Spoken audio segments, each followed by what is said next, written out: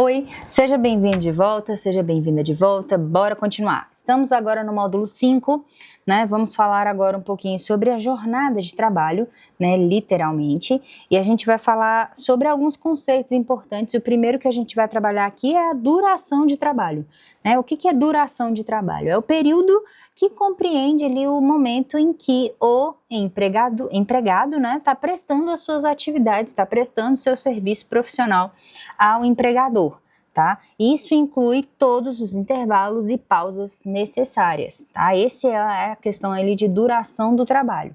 Já a jornada de trabalho, ela tem uma explicação um pouco mais ampla, né? Porque a gente pode tratar de jornada de trabalho em tempo integral, de meio período e de horários flexíveis. Então, a jornada de trabalho, basicamente, é você trabalhar com o período do trabalho semanal, né, o período do trabalho mensal do seu empregado. Então, é um pouquinho mais amplo o conceito de jornada de trabalho, né?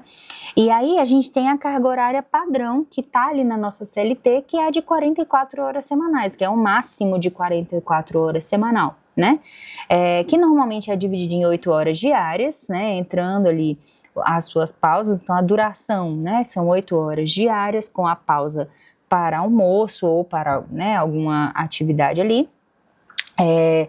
E aí a gente tem essa determinação lá no 58 da CLT, né? A duração normal do trabalho não excede 8 horas diárias, desde que não seja fixado expressamente outro limite, mas esse limite não pode ser, né, não pode passar do que está na legislação, a não ser que sejam jornadas de trabalho diferenciadas. A gente vai falar sobre elas mais para frente, né? Bom, horas extras. Tudo que está além dessas 8 horas, se você trabalhar um tempo a mais, é considerado hora extra, né? E a gente precisa ali considerar que normalmente essas horas extras são compensadas de algum modo, ou por banco de horas, ou por valor adicional da hora trabalhada, né? E aí o banco de horas, já dizendo, é uma alternativa ali que beneficia, eu acredito, né, que beneficia tanto funcionário quanto empregador, porque você consegue de alguma forma compensar as horas trabalhadas a mais para alguma necessidade, né? A gente sabe que hoje o nosso dia a dia a gente consegue, né? Atualmente a gente até consegue resolver mais coisas pela internet, mas antigamente a gente precisava fazer muitas coisas presencialmente. E aí ter essa condição de fazer banco de horas é uma boa alternativa também, para dar uma certa flexibilização, que é algo que foi uma demanda e foi começando, né, a se ter essa possibilidade aí. E hoje a gente tem a ideia da flexibilização quase absoluta, né? A gente tem um trabalho remoto, a gente tem outras, né? A gente tem um home office e a gente tem ali outras condições de trazer esse funcionário para trabalhar em horários, não, né, horários que ele decida, o horário que ele vai trabalhar, mas ele produza de acordo com o que for exigido para ele. Ainda assim, esse trabalho não é eventual, né, e não fere o conceito de empregado. Então, a gente traz ali uma certa flexibilização para as jornadas. E aí, já falando dessa ideia de jornadas, a gente tem alguns tipos de jornadas, que é o que a gente vai conversar hoje, né? Segundo o que a gente acabou de conversar, a CLT já traz uma ideia de que a jornada semanal não pode ultrapassar 8 horas diárias nem 44 horas semanais. Mas como que isso pode ser organizado, né? E aí a reforma trabalhista, agora em 2017, faz essa alteração e inclui, né, algumas modalidades já diferenciadas, algumas modalidades diferentes de jornadas de trabalho, que a gente vai conversar agora. A primeira, que é a que é mais conhecida, né, que é conhecida, né, também, é a nossa escala 5x1. E aí a escala 5x1, ela tem o objetivo de manter uma produtividade, uma operação contínua da empresa. Como assim? Você tem funcionários que eles vão tirar folgas em dias diferentes. E os outros, né, haverão outros funcionários para substituí-los. A gente tem uma ideia de que se eu tenho 3 funcionários em regime de escala 5x1, a minha empresa não vai parar nunca. Porque um dia que um tiver de folga, o outro substitui, aí o outro substitui, né? E aí, assim, dentro da escala 5x1, nós temos a ideia de que pelo menos um domingo no mês o funcionário esteja com uma folga garantida, né? Pelo menos. E aí a gente vai fazendo essas alterações ali da folga. Então, uma semana ele folga no domingo, trabalha mais 5 dias, aí folga na quinta-feira, trabalha mais 5 dias, aí folga na terça, e assim vai, né? Vai fazendo essa alteração aí, e aí vai fazendo um revezamento desses turnos, e aí minha empresa não deixa de funcionar nunca, mesmo tendo ali garantindo o direito de descanso do meu funcionário, né? Outra escala muito importante é a escala 5x2, que é a que a gente conhece muito no serviço público, que a gente conhece muito, né, em alguns cargos, que é a ideia de que você trabalha a semana e folga normalmente 2 dias, que é o fim de semana, né? Essa escala é uma das mais utilizadas no Brasil, junto com a escala 6x1, tá? E aí essa jornada diária, ela não pode ultrapassar 8 horas, né? Então, sendo ali 5 dias por semana, ela vai dar as 40 horas, né? A gente vai trabalhar ali por 40 horas, ou por 30 horas, ou por 36 horas, né? E se você colocar as 44 horas semanais, seriam necessários ali alguns momentos de compensação, de cerca de 48 minutos de compensação por cada dia, para você poder utilizar esses 44 horas semanais, né, dentro do contrato de trabalho, para que ele seja válido.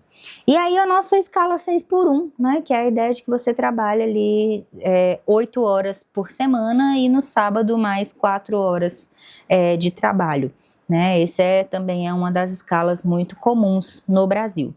Outra utilizada, que foi muito utilizada e é muito utilizada principalmente nas áreas de saúde, vigilância, né, segurança, é a escala 12x36. Né? Essa escala 12x36 consiste em que a pessoa trabalhe 12 horas seguidas e depois ela folga por mais 36 horas até que ela retorne, né? Incluindo aí dentro das 12 horas uma hora de intervalo para ela poder almoçar ou jantar, né? Ou enfim, tirar um momento de descanso. A reforma trabalhista de 2017 regulamentou essa modalidade agora na CLT com o artigo 59A, e permite, né, que qualquer empresa que tenha necessidade desse serviço contínuo faça essa utilização do serviço 12x36. Antes era necessário que fosse feito um acordo coletivo e quando o trabalho era no domingo ou feriados, esse valor era pago em dobro. Agora, basta que esse acordo seja feito no contrato individualmente e essas folgas podem ser compensadas no outro dia. Mudanças que foram colocadas aí, e dentro desse esquema de trabalho não existe o descanso semanal remunerado, porque claramente, né, a pessoa já tem ali períodos intercalados, né? E na jornada noturna a hora é reduzida com um adicional de 20%. A gente vai falar dessas reduções aqui mais para frente um pouquinho. A gente tem também o teletrabalho, né? Que aí o teletrabalho foi realmente trazido ali pelo 75B da CLT e ele basicamente vai ser o trabalho realizado fora das dependências da empresa. Tá? Então é possível sim se trabalhar fora da empresa em regime de home office, e ele não exige, assim, o teletrabalho, né, ele não exige um espaço físico determinado, né, nem um controle rígido de jornada. Ele é um trabalho que é possibilitado justamente pela questão de produtividade. Eu não preciso que meu funcionário fique sentado 8 horas fazendo nada na minha frente, se ele fizer uma determinada demanda que eu peço para ele, né? Então, essa flexibilização trouxe alguns benefícios. O maior deles é a redução de custos na empresa, porque eu não preciso ter todo um espaço físico determinado para meu funcionário? Eu não preciso fornecer todo o material dentro da minha empresa, eu posso fornecer apenas um computador para ele trabalhar em casa, né? Isso também é uma melhora na qualidade de vida do empregado, né? Querendo ou não, ele pode gerenciar melhor a rotina dele, ele sabe o que ele tem que fazer. E aí o ponto, né? O controle de ponto, ele não é obrigatório, mas é necessário algum tipo de controle, né? Que a empresa pode regulamentar ali de acesso do trabalho, né, de acesso do funcionário ao trabalho em si. Então, são diferentes escalas de trabalho aí que a gente tem, que também foram trazidas com a reforma trabalhista. Um outro ponto que a gente vai conversar hoje é sobre o trabalho noturno, né, que é normalmente aquele realizado entre 22 horas e 5 da manhã, tá? Esse trabalho noturno, ele acontece muito nas áreas de saúde, segurança, indústria, né, em que a atividade ela não pode parar. Eu tenho uma atividade, uma prestação de serviço que não pode ser interrompida. Então, a legislação ela já sabe que esse horário é um horário que impõe maior desgaste físico para o funcionário, é um horário que tem mais...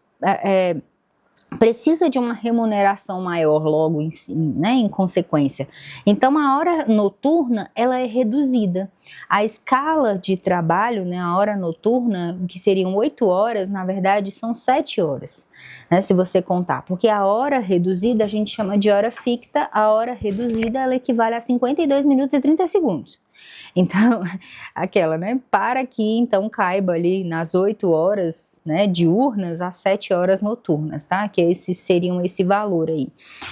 E aí o adicional noturno é de 20%, a pessoa ela recebe 20% a mais por trabalhar num horário noturno, tá? E aí tem uma proibição que é legal, e aí tá lá no 404 da CLT, que é menores de 18 anos não podem realizar trabalhos noturnos, tá? Então, não pode, é vedado o trabalho noturno para esses trabalhadores. E aí você tem o trabalho noturno também que é realizado por diferentes trabalhadores, que são os trabalhadores rurais, né? A gente tem uma diferença do trabalhador urbano para o trabalhador rural, porque o trabalhador rural, ele também faz trabalhos, mais pesados, né? Afinal de contas, né, todo mundo sabe que quem trabalha na roça, quem trabalha em plantação, começa cedo, começa de madrugada, né? Então você tem ali o período noturno da agricultura compreendendo de 9 da noite até as 5 da manhã, e quando esse serviço é relacionado à pecuária, esse serviço é de 8 da noite até as 4 da manhã, tá? Que é ainda quando o céu ainda está escuro mesmo. E o adicional noturno desse pessoal da agricultura e da pecuária, ele passa a ser 25%, mas a hora é contada como hora normal, não é contada como hora ficta, como o funcionário urbano, tá? Então tem essa mudancinha aí. No caso do funcionário urbano, o adicional dele é de 20%, mas a hora dele é reduzida, e o trabalhador rural, ele tem uma alteração, né, no percentual, que vai para 25%, mas a hora dele é contada como hora normal de 60 minutos, tá? Bom, passando na nossa jornada, a gente tem os adicionais, né? Que mais de adicional que é incluído aí na jornada, no meu contrato de trabalho também. Nós temos os adicionais de insalubridade, e aí o adicional de insalubridade, ele é devido quando o trabalhador exerce funções que podem prejudicar a saúde dele, tá? E aí você pensa assim, insalubridade é para lugar que pode mexer com a minha saúde, periculosidade é algo que pode me matar. Tá? Então, assim, temos essa diferença. Algo que pode mexer com o meu organismo, mexer com a minha saúde, né? Exposição a produtos químicos, a doenças, por exemplo, pessoas que trabalham em hospital, pessoas que trabalham com ruído, né? Por exemplo, em aeroportos, tem ali uma insalubridade inserida, e essa insalubridade ela vai ser determinada por um perito, né? Durante ali, né, se a pessoa acha que ela deveria receber uma insalubridade, ela vai entrar com processo judicial, e o juiz vai determinar que um perito judicial diga, né, o valor, né, que ele considera ali que seria válido para esse adicional ser pago para esses funcionários, né? Então, esse valor pode variar de 10% até 40%, que é o máximo que a gente tem, tá? Já o adicional de periculosidade é um adicional de 30% no valor do salário da pessoa para atividade de risco. E aí não é um risco à minha saúde, é um risco à minha vida mesmo, é um risco que poderia me matar. Né? Então, a gente tem pessoas que trabalham com alta tensão, pessoas que trabalham com explosivos, né? Então, você tem ali esse adicional de 30% no valor do salário, porque eu estou te expondo a riscos. Claro que o empregador tem que dar todas as condições de diminuir o máximo possível esse risco, né? Mas esse risco existe. A gente tem também o adicional de transferência, tá? Então, quando eu preciso de algum modo, né, eu tenho filiais do Brasil ou fora do Brasil e eu preciso transferir o meu funcionário, eu tenho que arcar com as despesas, né, decorrentes da mudança dele, tenho que dar ali uma ajuda para aquela prestação de serviço, uma vez que eu estou precisando, né, que ele faça essa mudança, então eu tenho que arcar com isso também. Tenho também o adicional de tempo de serviço na atividade penosa. Então, assim, os trabalhadores que têm insalubridade ou periculosidade, depois de 5 anos de serviço, eles têm direito a aumento de 10% do salário. Todos os anos, né?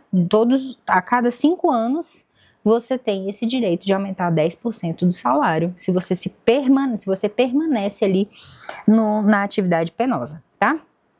Agora vamos entrar ali na ideia de hora extra, tá? A hora extra, segundo a CLT, segundo 59, só podem ser 2 horas extras por dia.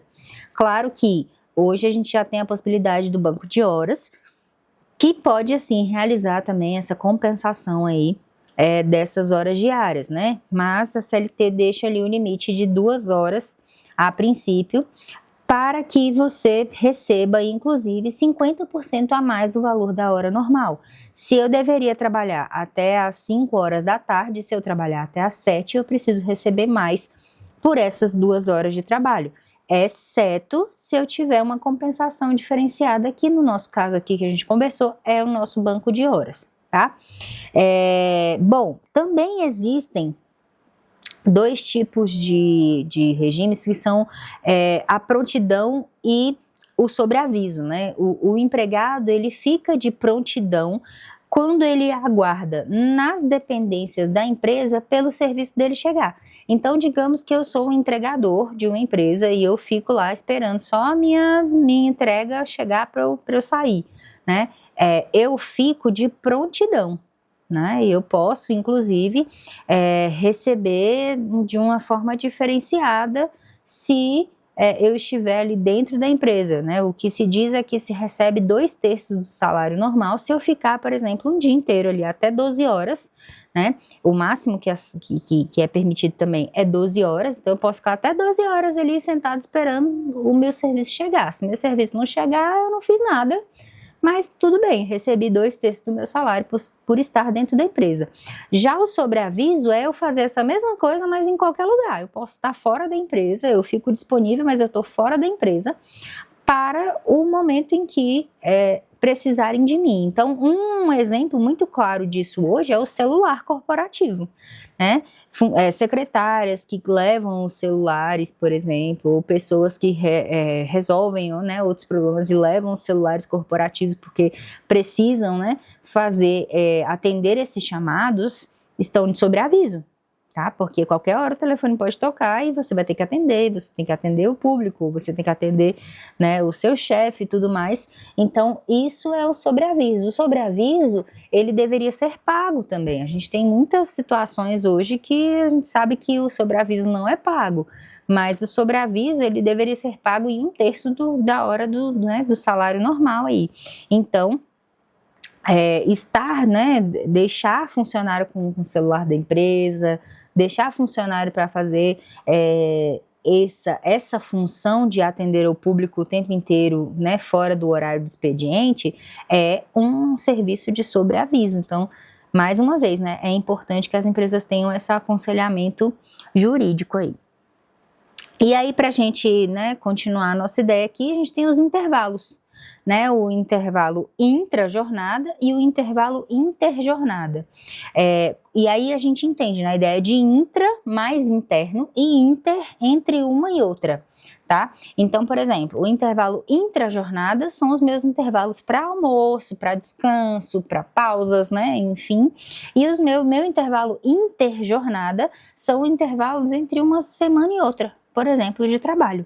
Né? Entre uma jornada de trabalho e outra, eu tenho um descanso ali no meio, que é obrigatório, né? E aí cada jornada de trabalho tem o seu descanso regulamentado ali, diferenciado, né? E a reforma trabalhista também trouxe algumas mudanças muito claras nesse aspecto, como a gente conversou sobre a jornada de 12/36, que não tem um intervalo interjornada, uma vez que entre 12 horas e outras 12 horas, você tem 36 horas de descanso.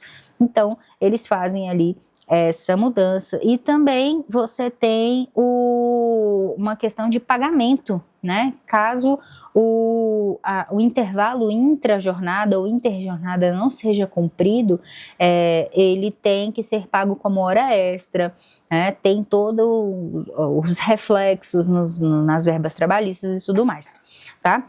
E aí a gente tem também, né, o descanso semanal remunerado ali, que é outro direito, né, fundamental, que são as 24 horas consecutivas de folga por semana, que sejam preferencialmente aos domingos. E aí a reforma trabalhista também trouxe essa modificação com descanso semanal remunerado, trouxe toda essa mudança aí, porque se faz a alteração de acordo com a realidade de cada funcionário, né? E essa flexibilização enfim, algo que a reforma trabalhista tinha como objetivo e trouxe aí para nós.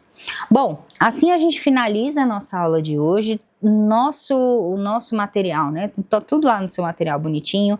Realiza as suas atividades. Qualquer coisa, entre em contato comigo pela tutoria. Qualquer dúvida que você precisar, eu estou à disposição. Te aguardo para a nossa última aula e até mais. Tchau, tchau.